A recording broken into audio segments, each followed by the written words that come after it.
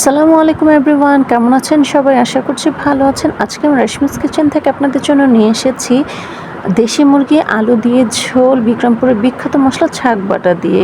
এখানে আমি 3টা মুরগি ধুয়ে কেটে রেখেছি।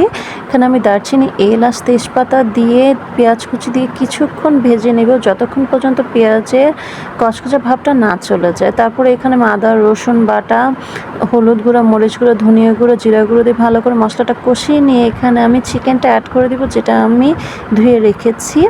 দেখুন, এটা আমি অ্যাড করে দিয়ে কিছুক্ষণ কষিয়ে নেব, কিছুক্ষণ না অনেকক্ষণ ধরে কষিয়ে নিব। কষানো হয়ে গেলে আলুটা অ্যাড করে দেবো। আলুটা দিয়ে কষানো হয়ে গেলে আমি দারচিনি এলাচটা তুলে ফেলবো, কারণ যে আমি স্পেশাল মশলা ছাগ বাটাটা দিব সেটার যে একটা আলাদা স্পেশাল অ্যারোমা আছে, সেই অ্যারোমাটা না হলে বোঝা যাবে না। তাই এখানে আমার ছাগ বাটাটা হয়ে গিয়েছে। এখানে আমি পানি অ্যাড করে দিচ্ছি, অনেকক্ষণ ধরে ফুটিয়ে নিয়েছি। তারপর এখানে ছাগ বাটাটা অ্যাড করে দিয়ে কিছুক্ষণ ফুটিয়ে নিব। আমার চিকেনটা রান্না হয়ে গিয়েছে।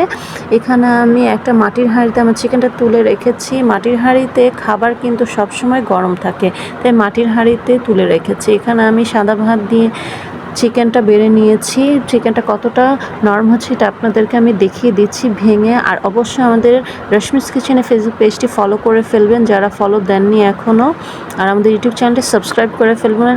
এই মজার দেশি মুরগি আলু দিয়ে ঝোল খাওয়ার জন্য কেনার জন্য রেশমিস কিচেনে ফেসবুক পেজে আপনারা ইনবক্স করতে পারেন, আর আমাদের সাথেই থাকবেন। দেখুন চিকেনটা কতটা নরম হয়েছে। সবাই ভালো থাকবেন। আল্লাহ হাফেজ। আসসালামু আলাইকুম।